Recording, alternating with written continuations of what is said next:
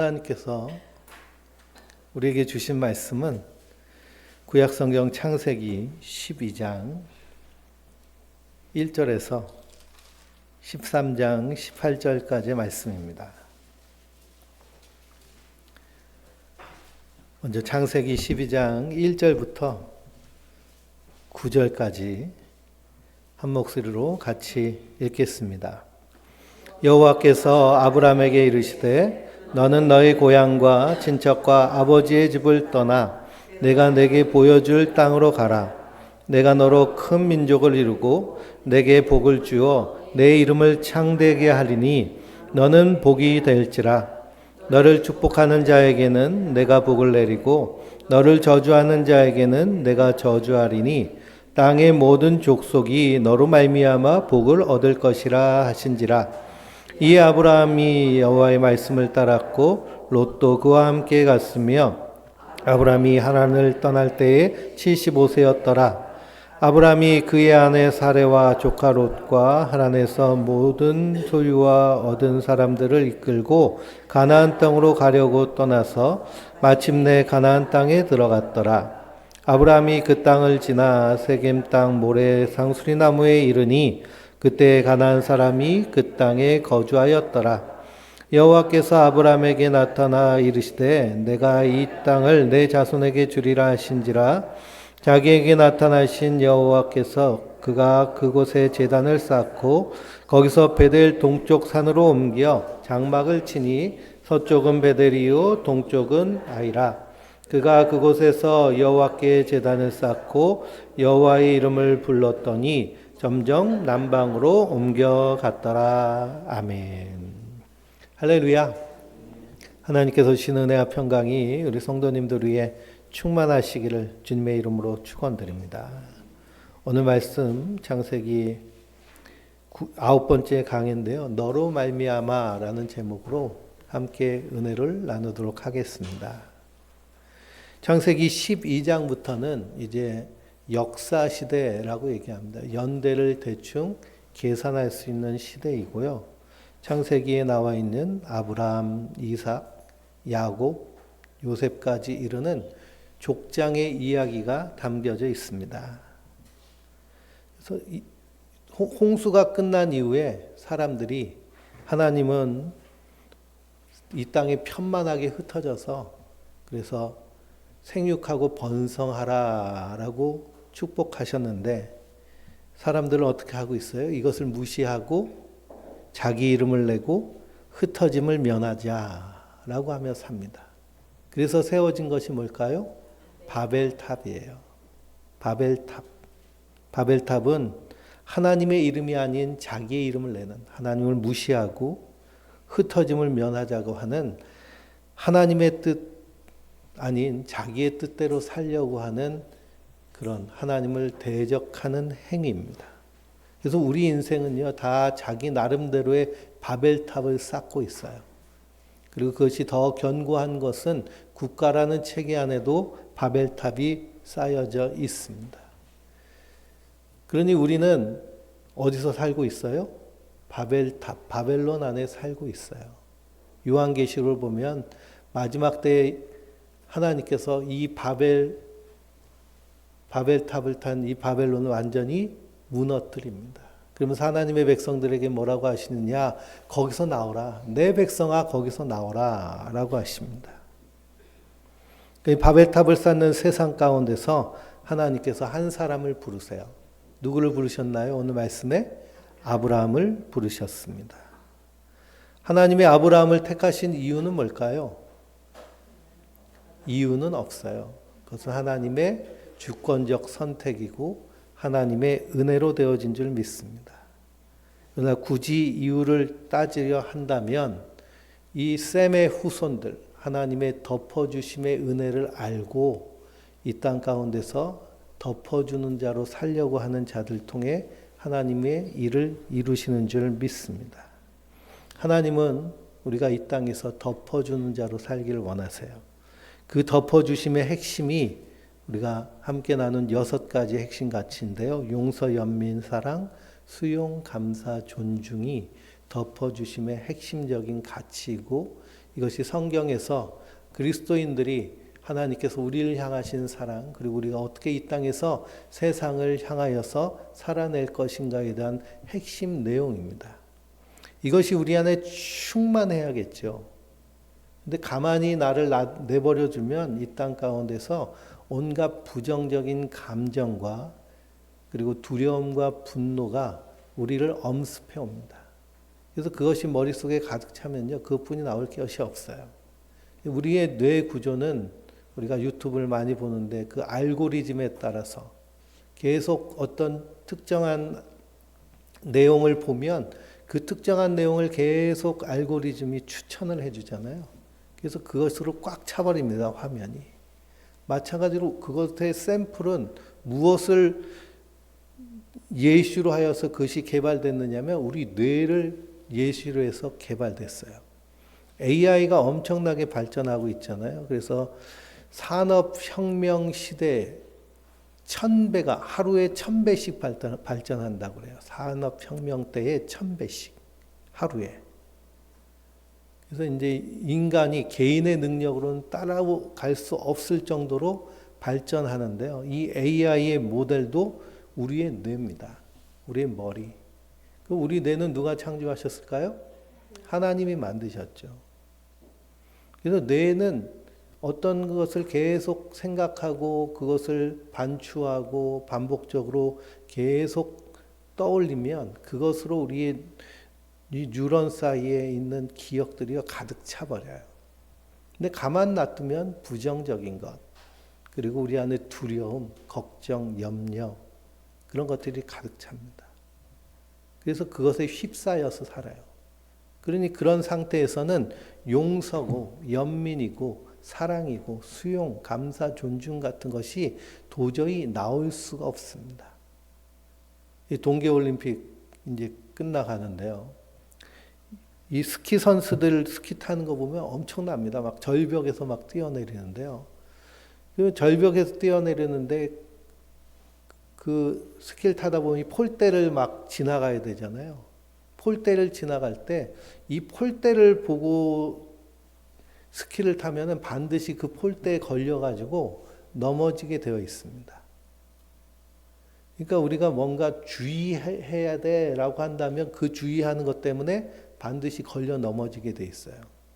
그래서 어떤 훈련을 하느냐, 폴대를 조심해, 폴대를 조심해 이런 훈련을 안 하고요. 길을 찾아가자, 길을 찾아가자 하는 훈련을 해요. 길을 찾아가니까 폴대에 걸려 넘어가지 않고 그리고 그 관문을 통과하게 됩니다. 우리도 부정적인 것을 계속 생각하고 이거 주의해야 돼, 주의해야 돼 하면 어떻게 될까요? 반드시 거기에 걸려 넘어져요.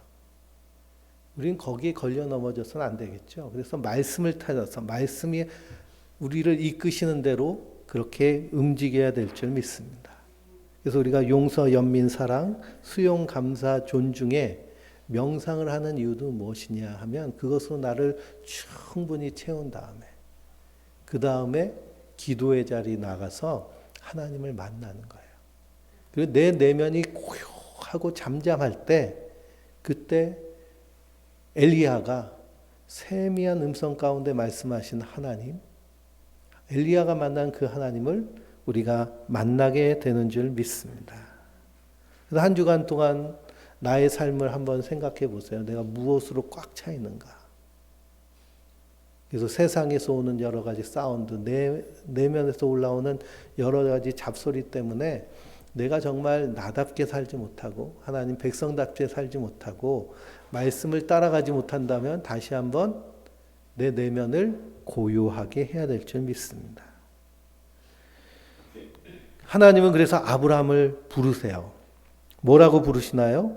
1절에 보니 너는 너희 고향과 친척과 아버지의 집을 떠나 내가 내게 보여줄 땅으로 가라라고 말씀하고 계십니다. 고향, 친척, 아버지의 집을 떠나라고 하세요. 제가 말씀 시간에 늘 강조하는데요. 고향, 친척, 아버지 집은 무엇을 의미한다고요? 세계관, 인생관, 가치관.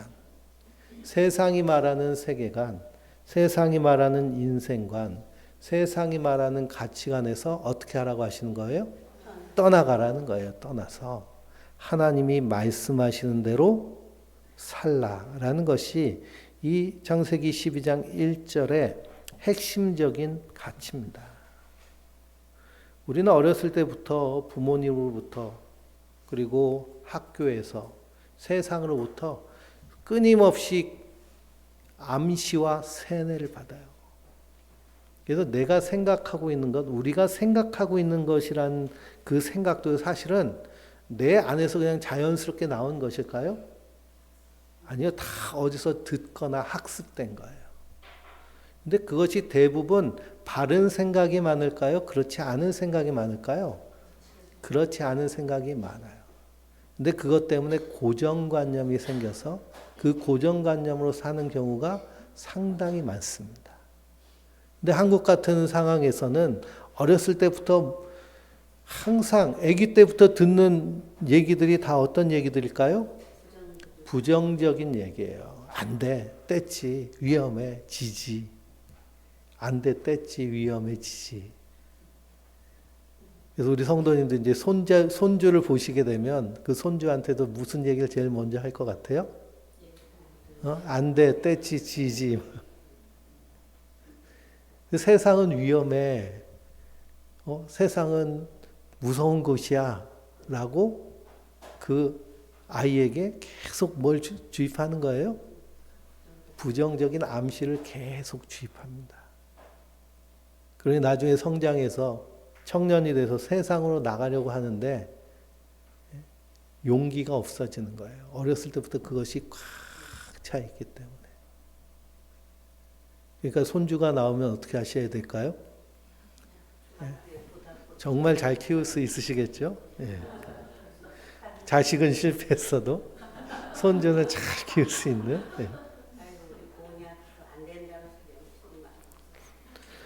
그래서 우리가 어렸을 때부터 이 세계관, 인생관, 가치관이요 완전히 고정되어 있습니다. 근데 하나님은 어떻게 하시는 거예요? 거기서 나오라는 거예요. 내가 명하는 곳으로 가라고 하십니다. 하나님은 하나님의 사람을 불러내세요. 그래서 이것을 거듭남, 예수님은 이것을 거듭남이라고 표현하세요. 사람이 거듭나지 않으면 하나님의 나라를 볼 수 없느니라 라고 하세요. 다시 태어나지 않으면. 니고데모에게 하신 말씀인데요. 그랬더니 니고데모가 뭐라고 얘기해요? 그럼 엄마 뱃속으로 다시 기어 들어가야 되나요? 그러잖아요. 다시 기어 들어가야 돼요. 물과 성령으로 나지 아니하면 하나님의 나라를 볼 수 없다는 거예요. 그러니까 우리가 교회를 출석하여도 이 세계관, 인생관, 가치관이 하나님의 세계관, 인생관, 가치관으로 바뀌지 않으면 그러면 하나님의 나라가 보일까요? 보이지 않을까요? 보이지 않는 거예요. 그러니 세상 사람들이 보는 것과 똑같은 방식으로 보게 됩니다. 보는 눈이 다른 것이 그리스도인들이에요. 이 보는 눈이 다른 가장 대표적인 성경에 나와 있는 인물 중에 한 사람이 누구냐 하면 사도 바울이에요. 사도 바울은 보는 눈이 다르잖아요. 어떻게 볼까요? 고난 가운데 있을 때 감옥에 들어가서도요. 아우 난 망했네. 인생 끝났네. 왜 하나님은 나를 이렇게 안 풀리게 하셔. 복음 전한다고 돌아다니는데 왜 감옥에 들어가? 그게 아니죠. 그곳에서도 하나님이 찾는 사람이 있구나. 여기서도 내가 할 사명이 있구나. 그래서 감옥에서 가만히 있지 않고 어떻게 하고 있어요? 열심히 편지를 쓰잖아요. 편지를. 그래서 우리가 보고 있는 것이 서신서들. 2000년 후에 우리가 이 서신서를 읽으면서 복음이 이런 핵심적인 내용이 담겨져 있고 이 복음에 따라 사는 삶이 이런 삶이구나라는 것을 우리에게 보여주잖아요. 우리는 몸이 연약하여져서 질병에 걸리면 그럼 다 낙심하고 좌절합니다. 근데 사도 바울은 어떻게 했어요? 좌절할 필요 없어. 내가 약할 때 내 안에서 하나님이 더 강하게 역사하셔. 약할 때 그때가 더 강함이야. 나로 하여금 그냥 교만하지 않게 하나님을 더 의지하게 하시려고 나에게 이 사단의 가시를 주신 거야. 그러니까 약할수록 누굴 더 의지하게 돼요? 하나님만 더 의지하게 돼요. 우리나라 그 속담처럼 나온 것 중에 골골 80이라는 속담도 있잖아요. 그냥 평소에 건강한 사람은 자기가 계속 건강할 줄 알고 건강관리 안 하다가 갑자기 훅 가시는데, 골골거리는 사람은 내가 아프니까 어떻게든지 건강 지키려고 몸부림쳐 살다 보니까 어떻게 된다는 거예요? 80까지 살더라. 이 골골 80 얘기할 때는 그게 몇 년 전일까요? 한 40년, 50년 전이니까요. 한갑잔치하던 시대예요. 한갑잔치하던 시대. 약할 때 강함이 되는, 거기에 좀 연관이 될 수 있겠죠. 이렇게 보는 눈이 다른 거예요. 예전에 정주영 회장님은 돈 버는 것이 힘들다고 그러는데 난 다 뭘로만 보인다고 그래요? 돈 벌 거리만 보인다고 그러잖아요. 그래서 재벌이 됐겠죠. 근데 우리 그리스도인들은 보는 눈이 하나님의 시각으로, 예수님의 눈으로 세상을 보는 자들인 줄 믿습니다. 세상을 볼 때 이 세상 전쟁도 하고 비참한 일도 많고 피조물의 탄식 소리도 있지만, 그러나 이 세상은 누가 만드신 세상이에요? 하나님이 만드신 세상이에요. 그래서 참 아름다울 뿐 아니라 귀하고 소중하고, 그리고 우리가 우리 자손들에게 아름답게 물려줘야 될 하나님이 우리에게 맡겨주신 그런 선물이라는 인식을 분명히 갖게 됩니다. 우리 인생은 어때요? 인생은? 대부분 사람들에게 인생은 어떻습니까? 그러면 다 슬픈, 우울한, 불행, 내 인생 그러면 막 눈물이 갑자기 찔끔 나오는, 그렇게 얘기를 해요. 근데 그리스도 안에서 내 인생을 바라보면 어떤 인생일까요? 예수님 뭐라고 하세요? 천하보다 귀한 영혼이라고 그러잖아요. 나는 사랑받은 적이 없어. 그리스도인들은 어떤 사랑을 받았어요? 하나님이 사람이 돼서 이 땅에 오셔서 십자가에서 우리를 대신해서 그 값을 다 치르신 그 십자가의 사랑을 받은 자들이에요. 그러니까 자기를 대하는 인생관 자체도, 그 시작점 자체도 완전히 다른 거예요. 그래서 사도 바울은 내게 능력 주시는 자에서 내가 모든 것을 할 수 있느니라 라고 고백하잖아요.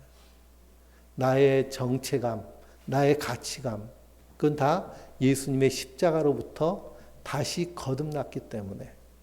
그래서 우리는 어디에 가서도 굴하지 않고 거기서도 하나님의 백성답게 살아내게 되는 줄 믿습니다. 그뿐만 아니라 가치관이 변화돼요. 이 세상의 최고의 가치관은 뭘까요? 돈이 최고의 가치예요.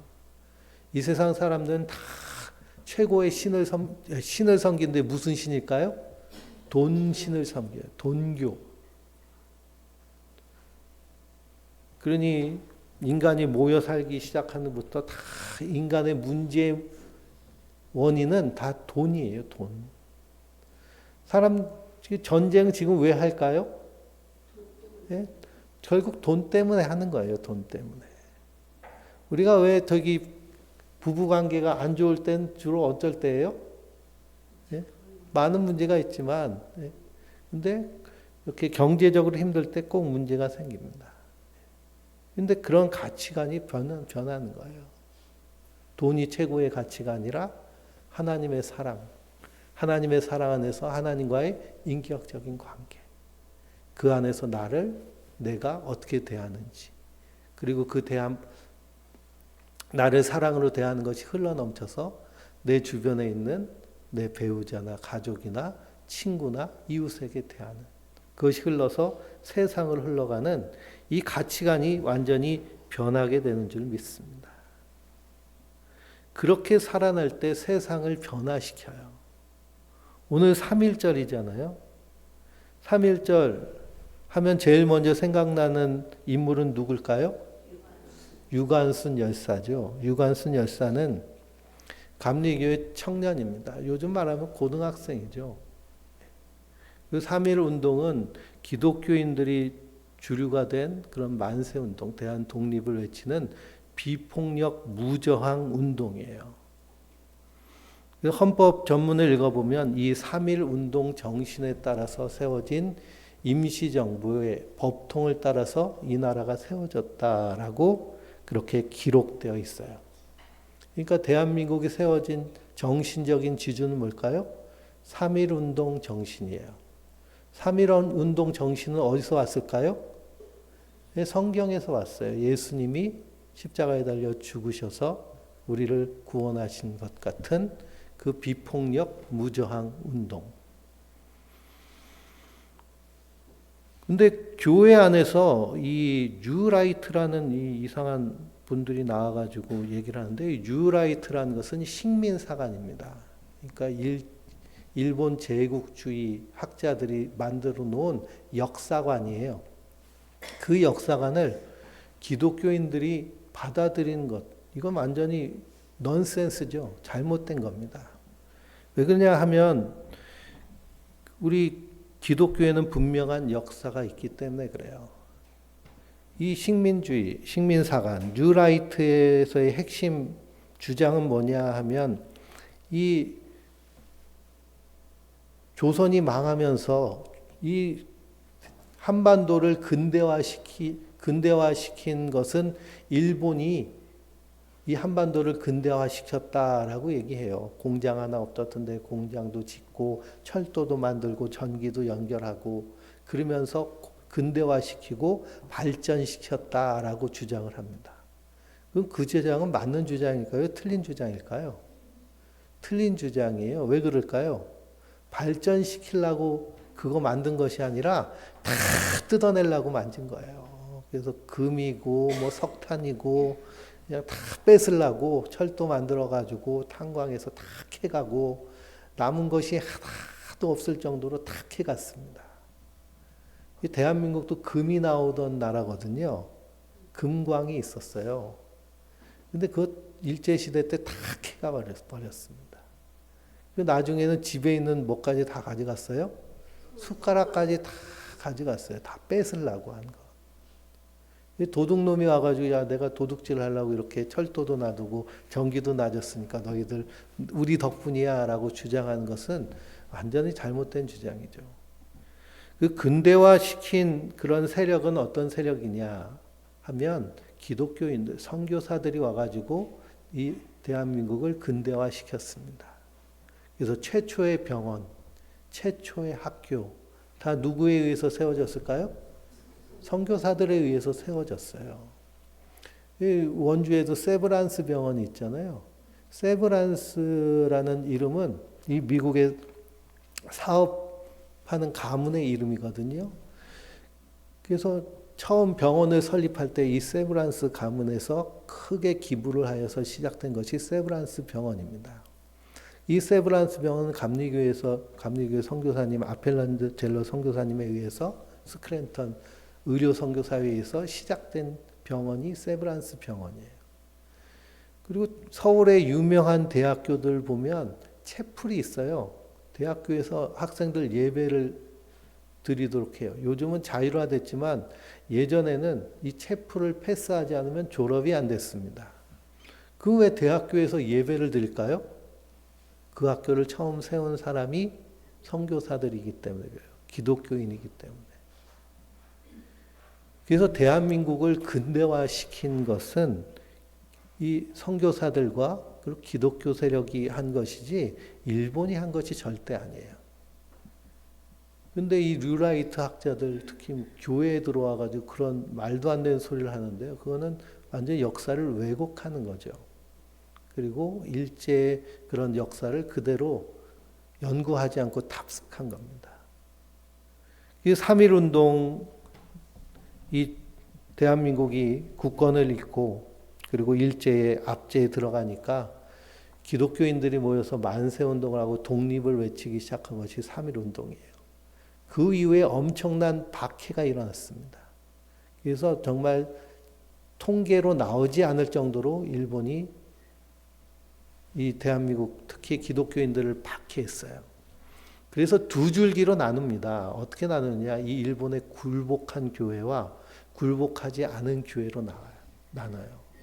굴복한 교회는 교회 안에서 신사 참배하고 나중에 태평양 전쟁이 일어날 때 황제 일본 국왕에게 바친다고 그냥 헌금 다 걷어가지고 전투기 헌금하고 했던 그런 신사참배하고 하는 친일 교회가 있었고요.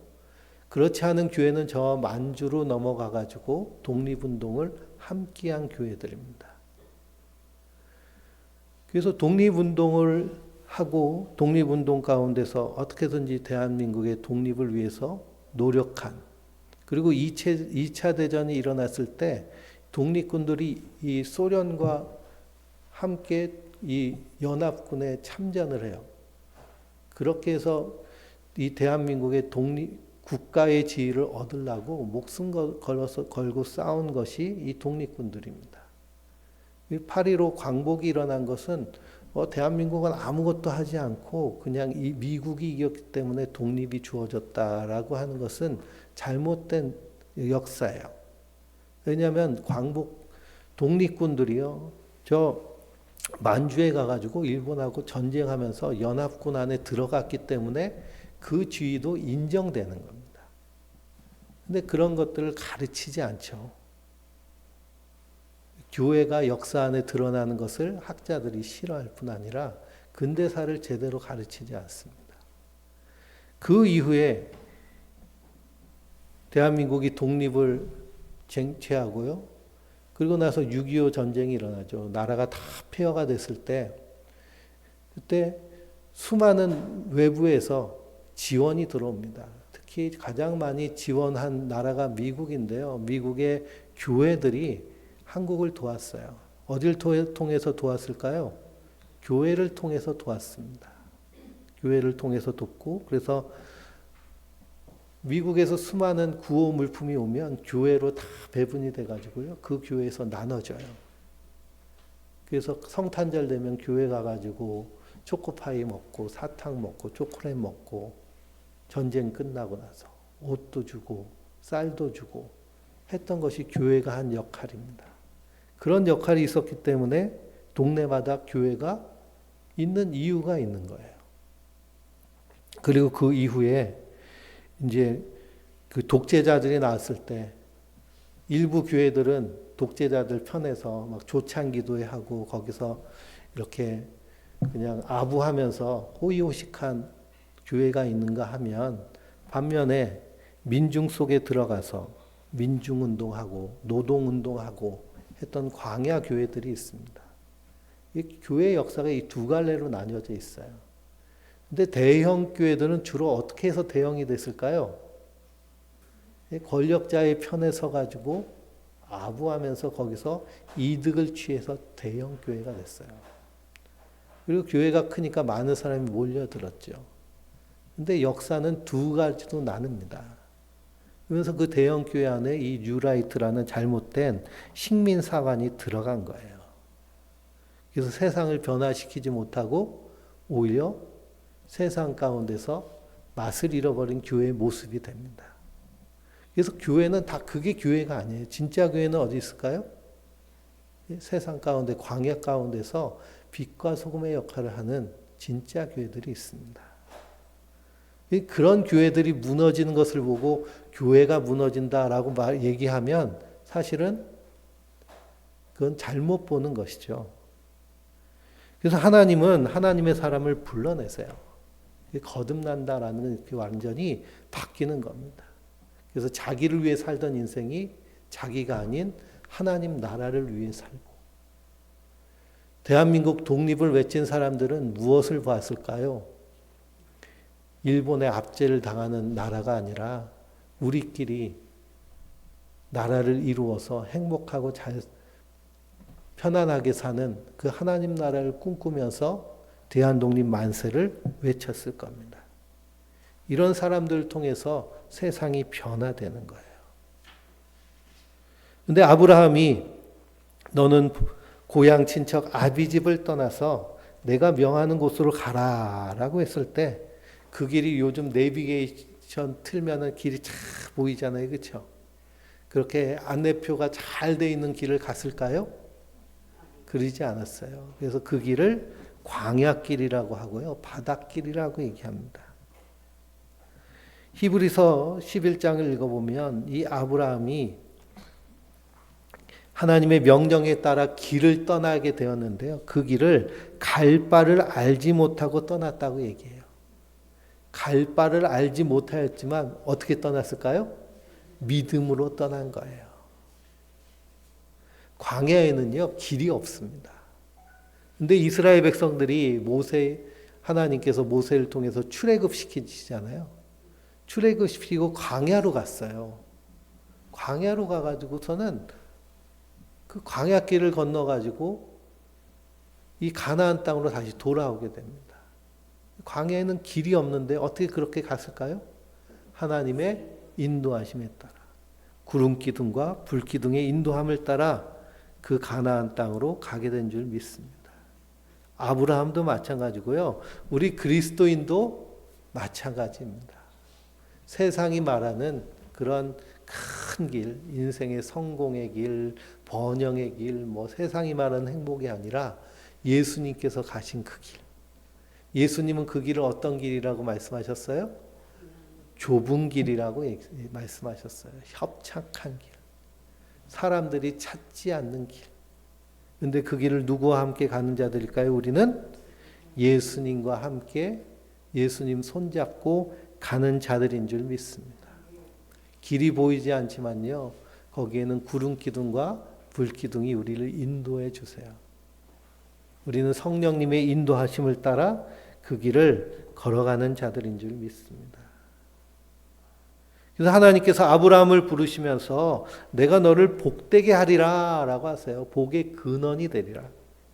그래서 오늘 새 번역 성경으로 제가 창세기 12장 1절에서 9절까지 이렇게 주보에 올려놨는데 거기 보면 복의 근원이 되겠다고 하세요. 복의 근원. 너를 축복하는 사람에게는 내가 복을 베풀고 너를 저주하는 사람에게는 내가 저주를 내릴 것이다. 땅에 사는 모든 민족이 너로 말미암아 복을 받을 것이다. 내가 크게 이름을 떨치게 하겠다. 너는 복의 근원이 될 것이다. 라고 하십니다. 그래서 아브라함이 받은 복은 뭘까요? 아브라함이 받은 최고의 복은 하나님이 함께 하시는, 하나님이 그의 인생과 동행하시는 복을 받는 것입니다. 하나님의 보호하심, 하나님의 인도하심. 그래서 하나님께서 아브라함을 바벨론에서 부르셔서 가나안으로 가게 하세요. 이 하나님의 부르심을 보면 오늘 우리는 어디로부터 부르심을 받았는가라고 생각할 때요. 그것은 분명합니다. 이 세상에서 하나님 나라로, 마귀의 자녀에서 하나님의 자녀로, 심판에서 생명으로 부르심을 받은 줄 믿습니다. 아브라함이 이 가나안으로 가는 여정 가운데 있는 것처럼 이스라엘 백성들이 출애굽해서 가나안으로 가듯이 우리도 어딜 향해 가는 자들이에요? 하나님 나라를 향해 가는 자들이에요. 근데 하나님께서 이 아브라함을 부르셔서 바로 천국으로 올려보내지 않고 가나안으로 가라고 하신 이유는 뭘까요? 그를 통해서, 아브라함을 통해서 하실 일이 있기 때문입니다. 너로 말미암아, 아브라함으로 말미암아 하나님이 어떤 분이신지를 세상에 보이시고, 그리고 하나님이 또한 사람들에게 원하시는 것이 무엇인지를 알게 하시려고 아브라함을 부르시는 거예요. 그래서 이스라엘 백성들을 출애굽시키셔서 그들이 시내산 앞에 섰을 때 하나님께서 그들에게 언약을 맺으십니다. 언약의 내용이 뭘까요? 내가 너희를 제사장 나라 삼으리라 라고 하십니다. 제사장 나라. 제사장이 하는 일이 뭘까요? 제사장이 하는 일은요, 백성들을 하나님께로 인도하는 일을 하는 거예요. 사람들을 하나님께로 인도하는 일. 그게 제사장이 가장 중요한 역할이에요. 근데 이스라엘이 그 일을 잘 했나요? 잘 하지 못했죠. 자기들이 선민이랍시고, 우린 제사장이야, 우린 택함 받았어. 근데 너희는 하나님의 심판받는 개 같은 존재야 라고 하고 선민의식에 빠져버렸습니다. 제사장의 직분을 감당하지 못하고. 그래서 하나님께서 새로운 제사장을 그리스도를 통해서 세우셨어요. 그게 누굴까요? 그게 우리예요. 너희는 택하신 족속이요, 왕같은 제사장이요, 하나님의 거룩한 소유된 자로서 그리스도의 아름다운 빛을 세상에 드러나게 하시려고, 우리를 선전하게 하시려고 부르셨다 그랬어요. 그러니까 우리가 무슨 역할을 잘 해야 될까요? 제사장의 역할을 잘 해야 돼요. 제일 먼저는 누구에게 제사장의 역할을 제일 잘 해야 될까요? 네? 자녀들에게, 내 가족들에게 제사장의 역할을 잘 해야 돼요. 되게 이제 신앙생활을 거절하시는 분들을 많이 만나게 되면요, 꼭 하는 얘기가 있어요. 나는 우리 시어머니 때문에 교회 안 간다고. 우리 시어머니가 권사님인데 우리 시어머니 보니까 교회는 갈 곳이 안 된다고. 또 시누이 혹은 뭐 언니, 다 주변에 가까운 사람들, 제사장 역할을 해야 되는데 오히려 뭐가 됐을까요? 걸림돌이 돼버렸어요. 왜 그러냐? 그 사명을 잃어버렸기 때문에 그렇습니다. 하나님의 부르심의 소망은 분명해요. 아브라함을 통해서 이 가나안 땅에 하나님을 드러내시는 것이죠. 하나님이 어떤 분이신지. 그래서 바벨론에서 가나안으로 불러주신 거예요. 그럼 바벨론이 살기 좋을까요? 가나안이 살기 좋을까요? 예? 바벨론이 살기 좋을까요? 가나안이 살기 좋을까요? 네, 바벨론은요, 이 문명의 발상지예요. 그러니까 지금 말하면 서울이죠, 서울. 근데 서울에서 어디로 온 거예요? 원주만 돼도 괜찮은데요. 원주만 돼도 괜찮은데 저 횡성이나 정선으로 간 거예요. 횡성이나 정선으로. 예. 원주만 돼도 괜찮겠죠. 그래서 살기 좋은 곳에 머무는 것이 아니라 하나님의 뜻에 따라 사는 것이 그리스도인들인 줄 믿습니다. 근데 같이 간 사람들이 있죠. 누가 같이 갔을까요? 조카 롯이 같이 갔습니다. 이 롯은 고아가 됐어요. 갈 곳이 없어서 삼촌 따라 나선 겁니다. 삼촌 따라 나섰더니 이 조카 롯도 하나님의 은혜와 복을 받아 누리게 돼요. 그리고 그 부인 사레도 같이 따라 나섰습니다. 근데 이 사라는 어떤 여인일까요? 성경에 기록된 것은 아이를 낳지 못하는 여인이에요. 결혼했는데 아이를 낳지 못하면 이 고대 사회에서는 여자로서 가치가 없어요. 여자뿐만 아니라 사람으로서 가치가 없어요. 그러니 아브라함 때 태어나지 않고 지금 태어난 것이 얼마나 하나님의 은혜인지요. 그렇죠? 저 이란에서 태어나지 않고 대한민국에 태어난 것도 하나님의 큰 은혜입니다. 저 사우디아라비아 같은 데서 태어나지 않고요. 거기선 여자가 운전을 하면 얼마 전까지만 해도 감옥에 잡혀갔어요. 또 이렇게 부룩하라고 해서 시커먼 거 뒤집어 쓰지 않으면 잡혀갔어요. 왜 그런 거 이슬람 사회에서는 뒤집어 쓰게 할까요? 여자는 존재 자체가 유혹하는 덩어리이기 때문에 다 가려야 된다는 거예요. 머리털부터 발끝까지 다 가리고 숨겨야 돼요. 시커먼 거. 그래서 그냥 눈만 조금 내놓고요. 눈만 조금 내놓고 다 가리고 돌아다녔어요. 왜냐? 유혹 덩어리이기 때문에. 근데 만약 안 가리고 돌아다니면 어떻게 해도 된다는 거예요? 너 나 유혹하니까 내가 그 유혹에 넘어가도 돼. 이렇게 되는 거예요. 아주 잔인한 곳이죠. 그렇죠? 근데 사라가 남편을 따라 쫓아옵니다. 아이가 없는 여인이었지만 아브라함과 함께 나섰다가 어떻게 됐을까요? 열국의 만국의 어머니가 돼요. 그리고 아브라함의 종들도 아브라함을 쫓아갔습니다. 아브라함의 종들.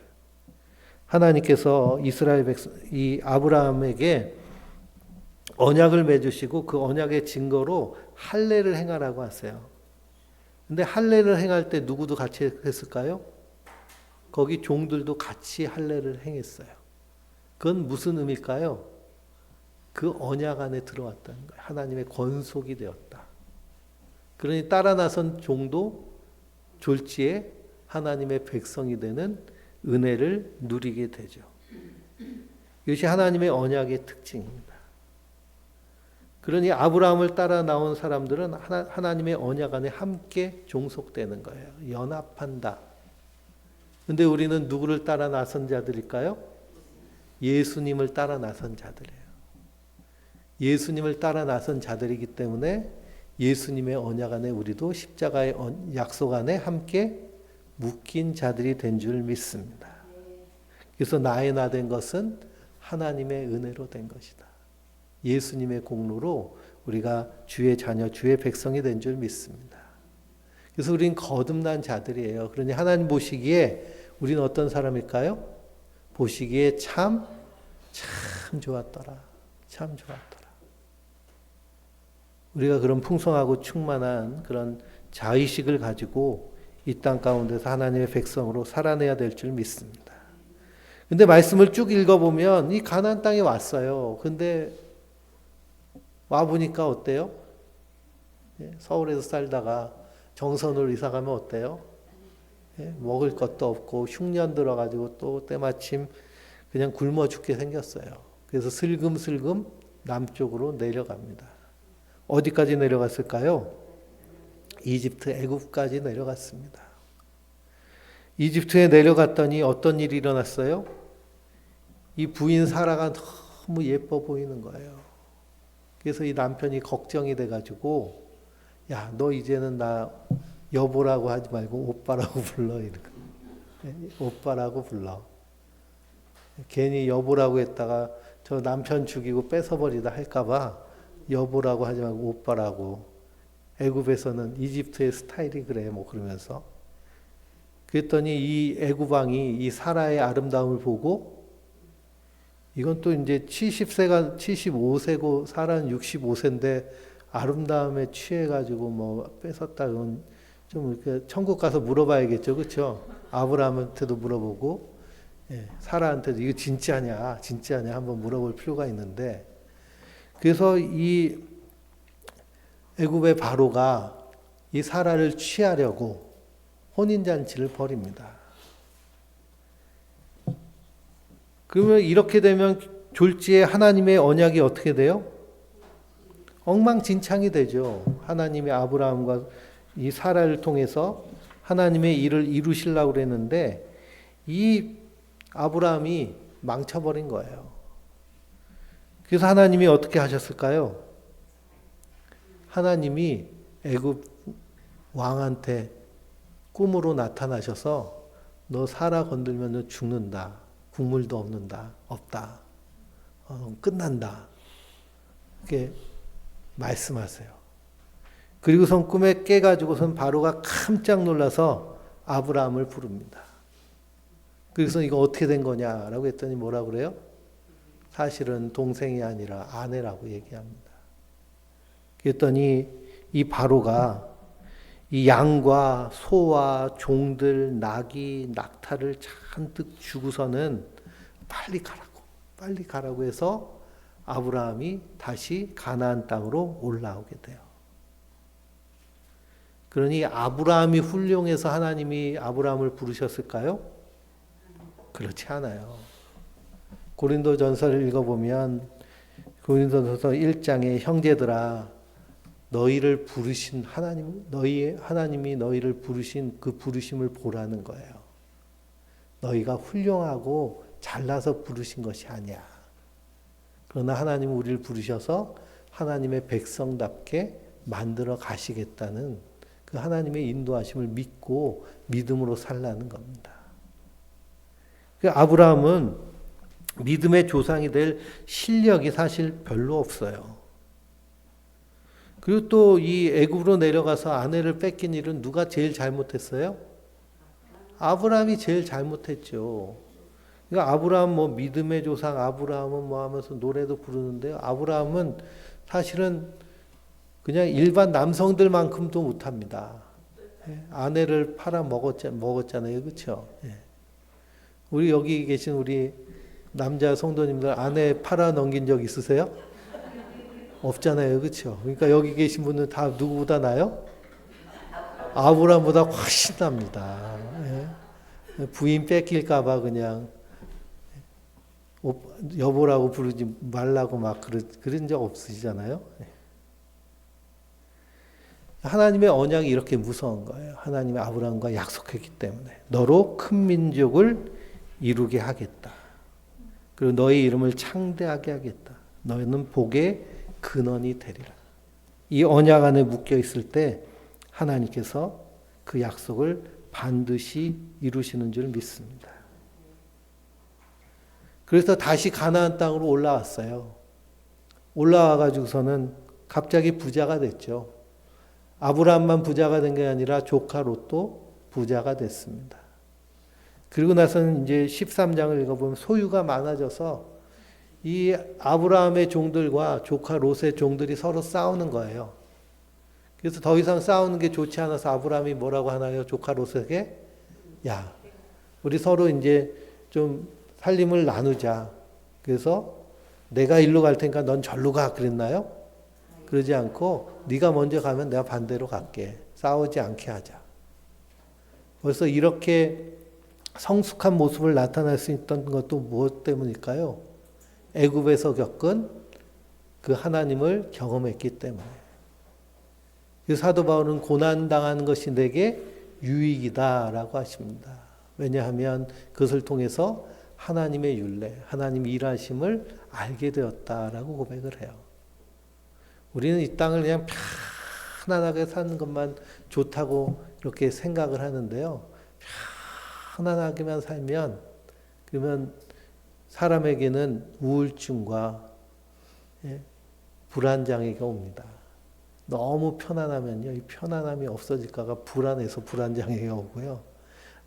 너무 편안하니까 무기력해져요. 근데 고난이 왔을 때 그것을 이겨내는 그 안에서 생명력이 넘치게 됩니다. 그래서 우리가 그 편안함의 습격이라는 책을 통해서도 우리가 불편하게 사는 게 더 인생에 좋다는 그런 교훈을 받았는데요. 이 고난을 통해서 아브라함이 깨닫는 거예요. 아, 하나님의 언약이 이렇게 무섭구나. 내가 아무리 양보해도 나는 언약 안에 있기 때문에 하나님이 어떻게 하시는 거예요? 그 약속을 반드시 이루시는 거예요. 그 믿음으로 살게 됩니다. 그러니 네가 좋은 곳으로 가면 난 반대로 갈게. 그랬더니 롯은 어디로 가요? 소돔과 고모라를 향해서 탁 보니까 거기가 에덴 동산 같고 거기가 먹고 살기 좋은 것 같아. 글로 가는 거예요.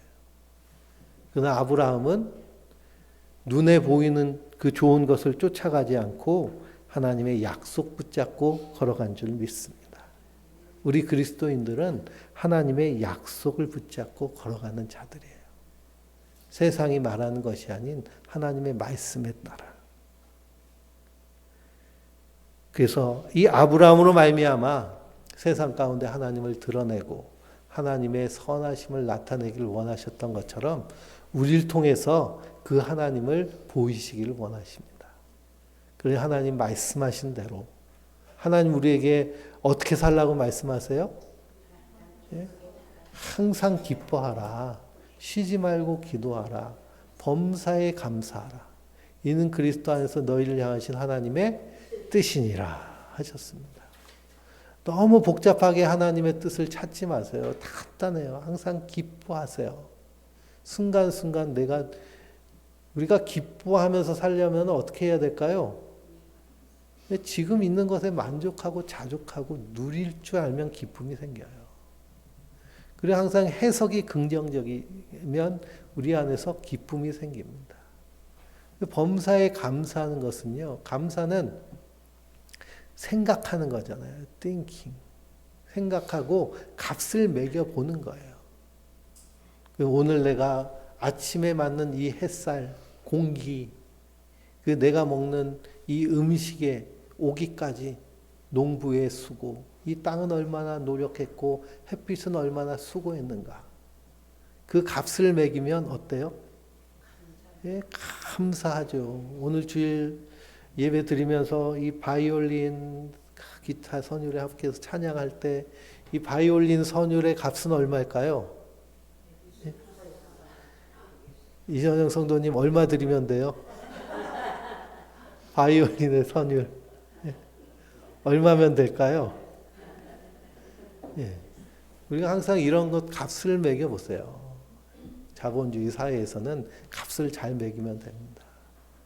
그것은 정말 놀라운 가치잖아요. 그래서 우리는 기뻐할 수 있고 감사할 수 있습니다. 그러면서 하나님과 기도할 때 하나님 내게 주시는 그런 하나님의 임재를 경험하면 그것은 이루 말할 수 없는 세상 무엇과도 비교할 수 없는 놀라운 그런 일이에요. 그래서 모세는 성경을 보면 모세처럼 하나님의 능력을 경험한 사람도 없거든요. 바다까지 갈랐잖아요. 그렇죠? 지금 이 홍해 바다에도 막 미국 그 항공모함이 떠 있는데 갈라버리면 그냥 바로 들어가는, 예. 그 홍해 바다를 가르는 기적까지 본 모세가 하나님이 너 내가 말하는 대로 다 해줄게. 뭘 원해? 그랬더니 그가 구한 것이 하나님의 영광을 보기를 원합니다. 구하잖아요. 왜냐? 그 하나님으로부터 오는 것처럼 그것보다 더 대단한 것은, 더 놀라운 것은 없기 때문에 그렇습니다. 그래서 우리 안에서 그 하나님을 경외하는 그것을 풍성히 누리면은요, 우리 안에 자연스럽게 나오는 것이 이 존중감이에요. 존중감. 그래서 자기를 존중하고 하는 것은 경외감으로부터 시작되거든요. 우리가 이것을 풍성히 누리면서 세상에 드러내야 될 줄 믿습니다. 하나님은 아브라함으로 말미암아 이 거의 4,000년 전이죠. 4,000년 전에 그 가나안 땅에서 하나님을 드러내신 것처럼 우리로 말미암아 이 땅에서 하나님을 드러내기를 원하시는 줄 믿습니다. 한 주간도 그 하나님을 드러내는 제사장의 역할을 잘 감당하는 저와 우리 성도님들 되시길 주님의 이름으로 축원드립니다. 우리 말씀을 기억하면서 찬양하겠습니다. 주님 다시 오실 때까지.